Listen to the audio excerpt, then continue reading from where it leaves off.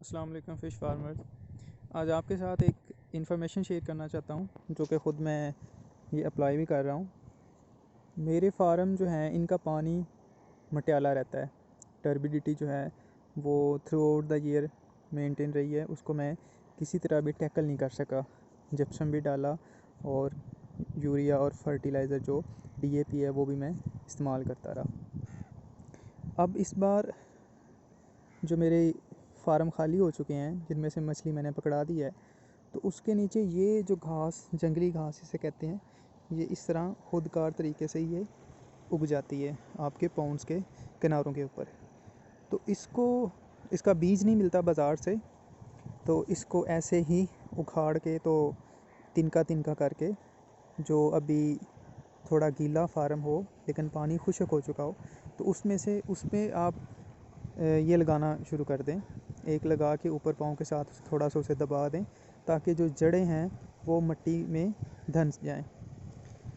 इसका जो एक बड़ा फ़ायदा वो ये है कि जो टर्बिडिटी होती है वो, चूँकि ये 2 माह में काफ़ी ज़्यादा फैल जाता है, तो टर्बिडिटी जो उसको काफ़ी हद तक बग़ैर किसी ख़र्चे के ये जो घास है उसे कम कर देती है। दूसरा फ़ायदा, जो हमारे यहाँ ग्रास डाली जाती है तो उसको अलहदा से जो चारा डालना पड़ता है, वो चारे की भी बचत हो जाएगी, जिसके लिए या तो हम अपना अलहदा से चारा उगाते हैं या हमें बाज़ औक़ात किसी से ख़रीदना पड़ता है।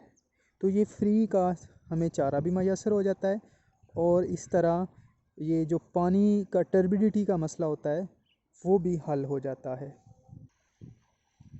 ये किनारों के ऊपर आपको चारा लगा हुआ नज़र आ रहा होगा। ये हमारे यहाँ तो इसे कमादी कहते हैं, अब पता नहीं इसका टेक्निकल नाम क्या है।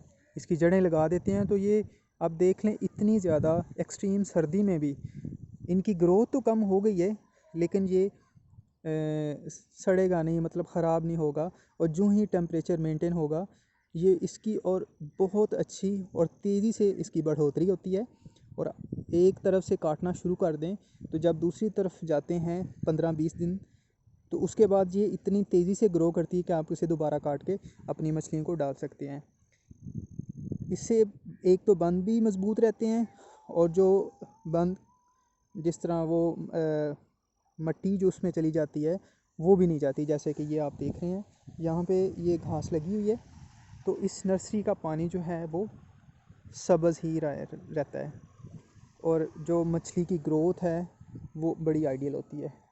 अगर ये दूसरी तरफ देखें, इधर नहीं लगा सका था मैं, इस तालाब का पानी काफ़ी हद तक मटियाला है, जैसे मिट्टी मिक्स हुई हो, तो काफ़ी ज़्यादा इसका मटियाला रंग है। और ये जो टर्बिडिटी है, मटियालापन है, ये ख़ासकर रोहू की ग्रोथ पे बहुत ज़्यादा इफ़ेक्ट करता है। मेरा इस साल का जो तजर्बा है उसमें रोहू की इतनी ग्रोथ नहीं हो पाई, और उसका सिर्फ एक ही जो मसला नज़र आया कि वो पानी साफ़ ना होना है। अब मैं जब भी कोई अपनी नर्सरी पाउंड या बड़ा पाउंड रिपेयर करवाता हूँ, तो उसके जो बंद होते हैं वो, उसकी मिट्टी काफ़ी नरम होती है, तो उसके ऊपर मैं कोई ना कोई बीज फेंक देता हूँ या ये जो जड़ें हैं ये लगा देता हूँ। तो इस तरह एक तो बंद मजबूत हो जाते हैं, और दूसरा आपको चारा जो है वो फ्री का मिल जाता है। तो मेरी कोशिश होती है कि हर जो जगह फ़जूल पड़ी हुई है उसको किसी ना किसी तरह हम यूटिलाइज़ करते रहें। तो उसका ये फ़ायदा है कि हमें चारा भी मिल जाता है, और हमारे जो बंद हैं वो ज़्यादा ख़राब भी नहीं होते बारिश की वजह से। ये 8 एकड़ का प्लाट है मेरा, इसमें से मैंने फ़िश पकड़वा दिया है। अब उधर से जंगली घास जो अभी मैं आपको दिखा रहा था, वो इधर ये आप देख रहे होंगे कि आधे हिस्से पे वो हमने लगा दी। ये वाला हिस्सा खाली छोड़ दिया, और तकरीबन ये जो 4 एकड़ है इसमें मैंने वो सारा लगवा दिया घास। और इसके ऊपर एक बरू होता है, उसकी वो भी इसी तरह लगा सकते हैं, लेकिन उसका बीज भी मार्केट में अवेलेबल होता है। तो वो मैंने बीज भी इसमें भिजवा दिया है 2 kg फ़ी एकड़ के हिसाब से, वो भी मैंने इसमें भिजवा दिया। और साथ ये जो इसकी जड़ें हैं जंगली घास की, ये भी लगवा दी हैं। तो इंशाल्लाह ये अभी इसे 3 से 4 दिन हुए लगे हुए को, तो ये आहिस्ता आहिस्ता उगना शुरू हो जाएगा। और फिर इस तरह यहाँ पे एक बंद बांधा जाएगा जो कि 3-3.5 फुट का होगा। तो इस हिस्से में जहाँ पे घास नहीं लगाई गई, इसमें पानी डाल के बच्चा शिफ्ट कर दिया जाएगा। और फिर 2 माह बाद तकरीबन ये जो घास है ये काफ़ी बड़ी हो जाएगी, उग जाएगी, और इसकी जड़ें जो हैं वो काफ़ी बेहतर हो जाएंगी। फिर इसमें आहिस्ता आहिस्ता पानी छोड़ेंगे तो वो सारा घास ऊपर तैरना शुरू हो जाएगा। और 2 माह के बाद ये जो बच्चा है, क्योंकि बच्चा छोटा होगा, उसको थोड़ी स्पेस में भी रख लें तो गुजारा हो सकता है। 2 माह के बाद वो बच्चा भी बढ़ना शुरू हो जाएगा, और ये जो हमारा घास है ये भी काफ़ी हद तक बढ़ जाएगा। फिर पानी का लेवल बढ़ा देने से सारा पानी जो है वो पॉन्ड में फैल जाएगा। तो जो बच्चा होगा वो सारे इस पॉन्ड में घूम फिर लेगा, और जो ग्रास होगी ख़ासकर वो इस घास को खाएगी और अपनी फीड जो है वो कुदरती तौर पे वो बनी हुई वो ले सकेगी। क्योंकि इनकी वजह से फाइटोप्लैंक्टन्स और ज़ूप्लैंक्टन्स भी खुद ही पैदा हो जाते हैं। बहुत कम मिकदार में हम फर्टिलाइज़र डालें तो इससे दुगना तिगना जो है वो हमें फ़ायदा होगा। इससे भी बड़ी इस घास का तो ग्रास को फ़ायदा ही फ़ायदा होगा, लेकिन जो मैंने अभी आपको पहले भी बताया कि मेन जो रीज़न है इस तरह घास लगवाने की, वो टर्बिडिटी को ख़त्म करने के लिए है। बिल्कुल फ्री में, वैसे टर्बिडिटी तो काफ़ी और तरीक़ों से ख़त्म की जा सकती है, लेकिन ये वाला तरीका मुझे ज़्यादा आसान और बिल्कुल जैसे समझे फ्री ही हो। इसमें मैंने 2000-2500 का बस बीज लाया, वो बोया, और इसके अलावा मेरा कोई ख़र्चा नहीं होगा। या यहाँ पे जो मैं बांध बंधवाऊँगा उसका मुझे थोड़ा सा कुछ ख़र्चा आएगा, लेकिन इसके जो नताइज होंगे वो उससे बहुत ज़्यादा फ्रूटफुल होंगे।